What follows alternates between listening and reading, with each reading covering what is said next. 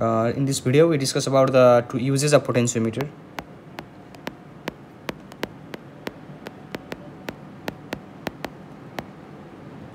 पोटेन्सियोमिटर को यूज केमा हुन्छ भनेर हामीले चाहिँ यो भिडियोमा डिस्कस गर्दै छौं र जनरली पोटेन्सियोमिटर को यूज चाहिँ हामी तीनटा कुरा निकाल्ने यूज गर्छौं।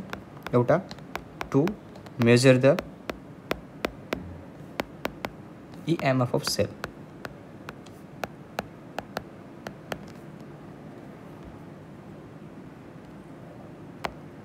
दोस्रो to compare the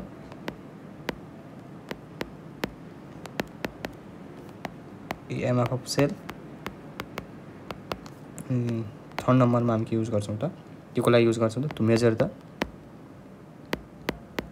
internal resistance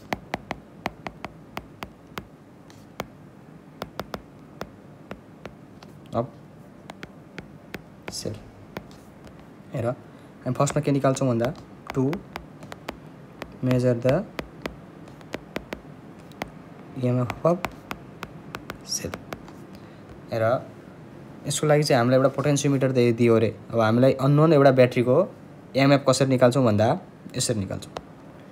त्यसको लागि तिमीलाई यो पोटेन्सियोमिटरको फिगर छ नि दिमागमा छाप्नु पर्यो है। यो के हो त पोटेन्सियोमिटर हो। यो हामीले यो एउटा V भोल्टको ब्याट्री हामीले यसरी जोड्यौं। आफ्नो यसको केही आफ्नै रेसिस्टेन्स छ। यसको मतलब यसको छ नि एउटा इन्डमा 0 भोल्ट भइराछ भने एउटा भोल्टमा V भोल्ट ड्रप भइराछ है। अब हामीलाई एउटा सेल दियो रे मानौं अनि त्यसको इन्टरनल रेसिस्टेन्स त्यसको मेजर EMF मेजर कसरी गर्ने, त्यो सेलको इलेक्ट्रोम्याग्नेटिक फोर्स कसरी मेजर गर्ने भन्दा त्यसको छ नि यो पोइन्टलाई पोल्यारिटी सेम बनाएर यसरी जोड्ने त्यो भोल्टको त्यसको आफ्नै के इन्टरनल रेसिस्टेन्स हुन्छ अनि त्यसलाई हामीले एउटा पोइन्टलाई के ग्याल्भनोमिटरमा जोड्ने अनि त्यहाँदेखि जक्की निकाल्ने अनि जक्कीदेखि यहाँदेखि के गर्ने मजाले यताउति डुलाएर नल पोइन्ट डिफ्लेक्सन नल पोइन्ट फाइन्ड गर्ने। नल पोइन्ट भनेको जब सर्किटमा करेन्ट 0 हुन्छ त्यो पोइन्ट फाइन्ड गर्ने। मानिलिउँ यहाँदेखि यहाँ आउँदा यो डिस्टेन्समा चाहिँ त्यसको नल पोइन्ट भेटियो रे। त्यो बेलामा करेन्ट फ्लो कति छ रे 0 छ रे मानिलिउँ। हेर हामीलाई यो मेजर गर्नु हो। हेर यो ब्याट्री मानौँ यो ब्याट्रीको भोल्टेज V छ भने यो वायरमा यहाँदेखि यो A पोइन्टदेखि यो B पोइन्टसम्म पोटेन्शियल ड्रप कति हुने अभियसली V हुने, किनकि अरु कुनै पनि माध्यम छैन नि आउने। टक्क यहाँदेखि आयो V अनि यहाँदेखि सबै V, यहाँदेखि 0 छ भने यहाँसम्म V छ। यो र यो सबै सर्किटमा कति छ त V छ भनेपछि the total voltage drop on the wire कति रे V। हेर अब V छ भने एउटा सबै तारमा चाहिँ पोटेन्शियल ड्रप कति छ रे V छ। मानिलिउँ 1 मिटरमा कति हुने भयो, सो 1 युनिट लेन्थमा कति हुने भयो 1 युनिट लेन्थमा ओभियसली पोटेन्शियल ड्रप कति हुने भयो त V/L भयो। सिम्पल यसमा केही गरेकै छैन यहाँ V/L भयो। अब हामीलाई कतिको फाइन्ड गर्नु छ रे x को फाइन्ड गर्नु छ। x को भनेपछि x मा कति हुने भयो x लेन्थमा कति हुने भयो x लेन्थमा पोटेन्शियल डिफरेन्स कति हुने भयो त V/L/x। यो नै के हो त हाम्रो गिवन सेलको EMF हो। र V/L/x तिमीलाई थाहा छ V/L भनेको के हो त पोटेन्शियल ग्रेडियन्ट।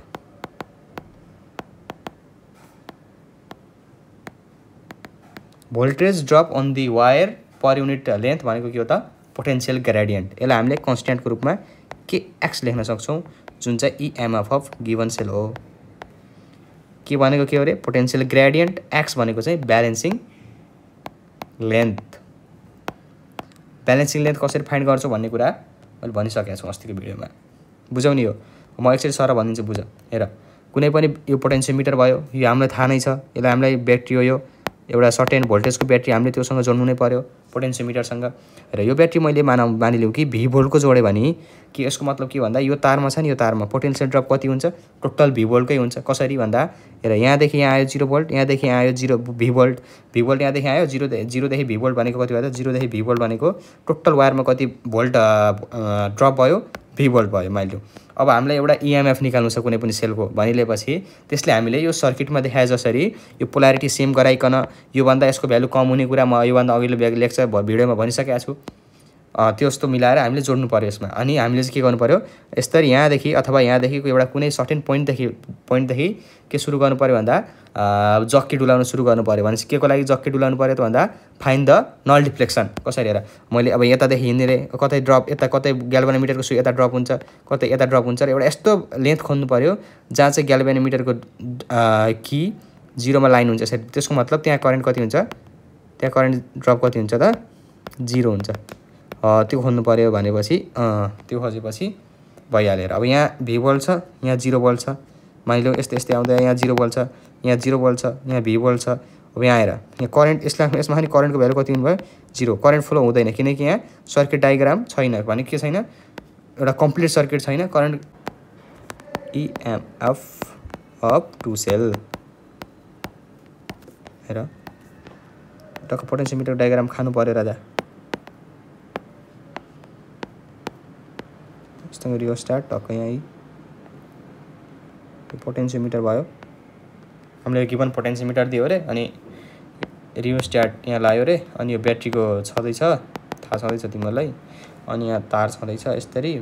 अब हामीले के गर्नु पर्यो त दुईटा EMF कम्पेयर गर्नु पर्यो। दुईटा सेलको EMF कसरी कम्पेयर गर्ने, यसरी गर्ने है त।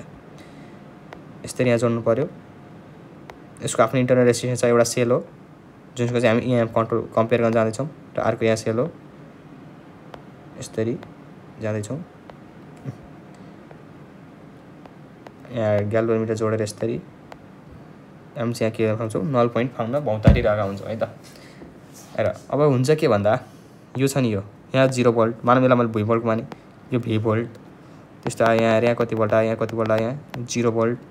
यस्तै गर्दै यहाँ आउँदा पनि कति भोल्ट आयो V भोल्ट। हेर है यो सबै तार छ नि, मैले यो तारलाई यसो यहाँ बनाएँ। यो तारमा 0 देखि यहाँ V भोल्ट पोटेन्सियल ड्रप भएछ। यसको मतलब के रहेछ भन्दा the potential drop on the wire is कति रहेछ त भन्दा V रहेछ, एउटा केही रहेछ V रहेछ। हेर तिमी मानिलिउँ अब मैले एक समयमा के गर्छु त भन्दा एउटा की छ नि, एउटा की क्लोज गरिदिन्छु रे राजा। दिस मानौँ यो K1 हो, यो K2 हो। मैले यति समयको लागि के गरिदिन्छु भन्दा यो छ नि, यो K1 लाई चाहिँ म के गरिदिन्छु क्लोज गरिदिएँ। भनेपछि यहाँ हेर त यहाँ 0 थियो, यहाँ यो 0 मानिलिउँ यहाँ ल्याएँ मैले, यहाँ 0 ल्याएँ। अनि हेर अब यहाँ आफ्नो केही पोटेन्सियल छ यसको माने पोटेन्सियल मैले के माने E1 छ अरे। हेर यहाँ आई करेन्ट भयो, आई करेन्ट यहाँदेखि गयो, आई करेन्ट फ्लो हुन खोज्यो। भनेपछि यहाँ जाँदा करेन्ट फ्लो हुनको लागि कम्प्लिट पाथ मिलेन है। भनेपछि यो सर्किटमा पनि करेन्ट फ्लो हुने कि नहुने भनेपछि यहाँ पनि E1 भोल्टेज नै ड्रप भयो। E1 भोल्टेज नै ड्रप भयो। यहाँ पनि E1 भोल्टेज, यहाँ पनि E1 भोल्टेज, यहाँ पनि E1 भोल्टेज, यहाँ पनि E1 भोल्टेज। यसको लेन्थ मानिलिउँ x छ, यहाँ पनि कति भयो रे E1 भोल्टेज नै ड्रप भयो। ओके हेर ब्यालेन्सिङ लेन्थ x छ, E1 भोल्टेज E1 ड्रप भइरहेछ। मैले अन्य सिकाइसकेँ E1 को भ्यालु कसरी आउनु भयो त V/1 L x। V/L कसरी आएको माथि छँदैछ x भयो हैन। यो चाहिँ x1 मानेर मैले x1 यो इक्वेसन फर्स्ट। अब सिमिलरली यस्तै हो राजा, अब केही गाह्रो छैन। अब चाहिँ अब यो खोल्ने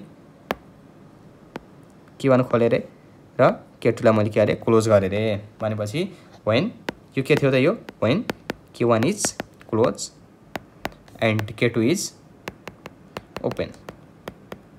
अब के हुन्छ भन्दा K2 क्लोज हुन्छ, K1 ओपन हुन्छ। E2 छ नि यो सिमिलरली ठ्याक्कै त्यस्तै। अब यहाँ करेन्ट फ्लो 0 हुने भयो राजा। यो कि यसरी यहाँ खुला छ भनेपछि यसको केही मतलबै भएन। हामी के हेर्छौँ त भन्दा यति हेर्छौँ है। हेर यहाँ 0, यहाँ E2 सिमिलरली नै गर्दा यहाँदेखि ब्यालेन्सिङ पोइन्ट यहाँ पुग्यो अरे। यसको भ्यालु यहाँ E2 कति पुग्यो अरे भन्दा x2 पुग्यो अरे। मानिलिउँ ठ्याक्कै सेम भयो। अब हेर E2 को भ्यालु कति भयो त भन्दा V/L x2 इक्वेसन सेकेन्ड। अब केही पनि नगर, equation 1 dividing by equation 2 then we get. त्यो गर्दा हामी के पाउँछौँ त भन्दा E1 divided by E2 is equals to V/L x1 divided by V/L x2। यो र यो काटियो। अब के आयो त E1 is equals to E2 भनेपछि x1 is equals to x2। हेर यो एकदमै इम्पोर्टेन्ट हुन्छ यदि तिमीहरूलाई कुनै पनि सर्किट दियो अथवा कुनै पनि एउटा यस्तो इन्फर्मेसन दियो जसमा चाहिँ तिमीलाई E1 को भ्यालु पनि दियो र त्यसको ब्यालेन्सिङ लेन्थ पनि दियो र टोटल लेन्थ पनि दियो भने अब भन्ला कि अर्काको ब्यालेन्सिङ लेन्थ कति सर्टेन एउटा भ्यालु दिएर अनि सोध्ला कि त्यो अर्को ब्यालेन्सिङ लेन्थ दिएर भन्ला कि त्यसको अर्काको भ्यालु कति भनेको मतलब यसको कुनै पनि तीनटा नोन भएर एउटा अननोनको भ्यालु कति भनेर क्वेसन सोध्ला अथवा यो डिराइभ गरे यस्तो केसमा भनेर र पहिलो नम्बर सकियो दोस्रो नम्बर सकियो अब तेस्रो नम्बरको पालो है यो चाहिँ यति इम्पोर्टेन्ट पनि छ यति बुझ्नुपर्ने पनि छ है त to measure the internal resistance of cell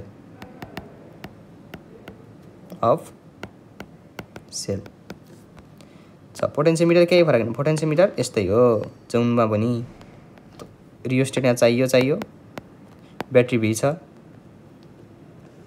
पोटेन्सियोमिटर यो भयो नि टक्क अब हामीले के गर्नु छ कुनै पनि एउटा अननोन EMF भएको के दियो रे ब्याट्री दियो रे यसरी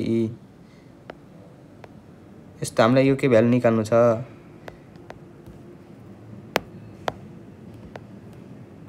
र है त हामी यहाँ एउटा के जान्छ बाहिरदेखि एउटा रेसिस्टेन्स बक्स जोड्छौँ के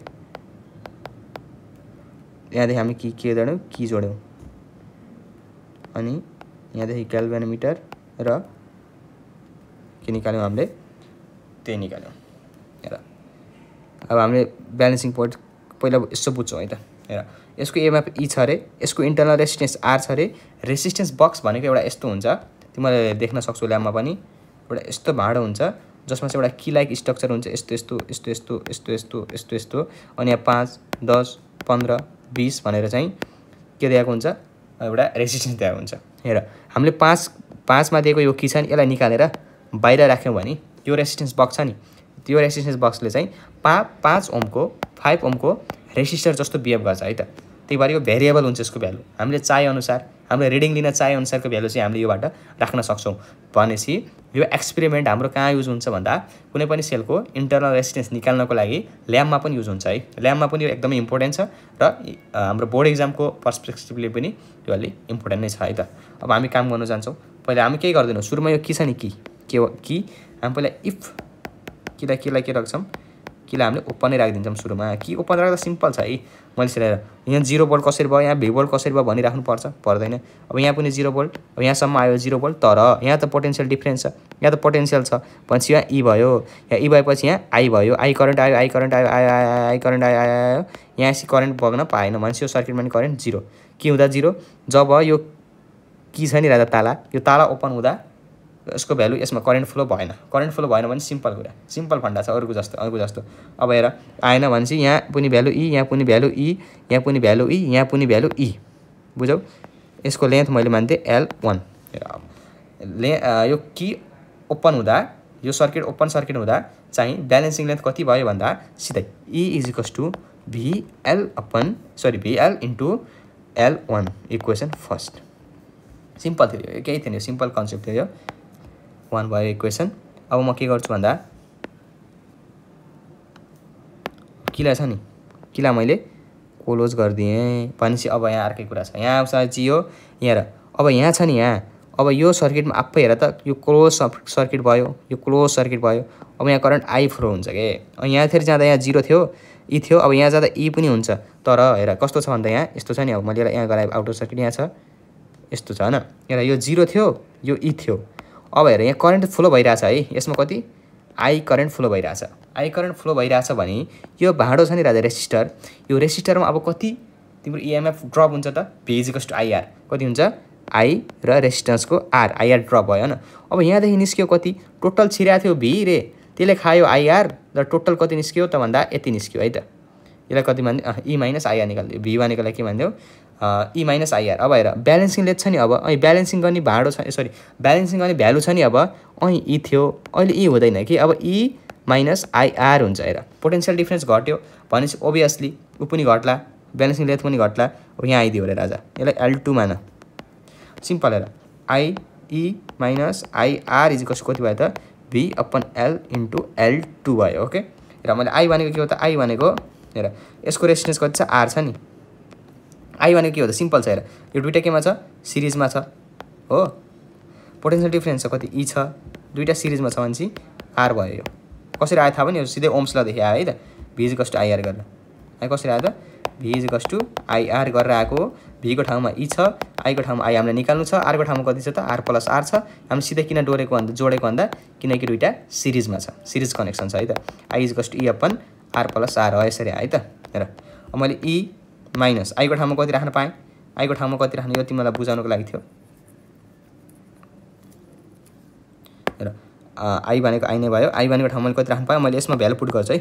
e minus e divide by r plus r into r is equals to vl into l2। र मैले यसलाई मानिलिउँ मैले इक्वेसन सेकेन्ड नै माने।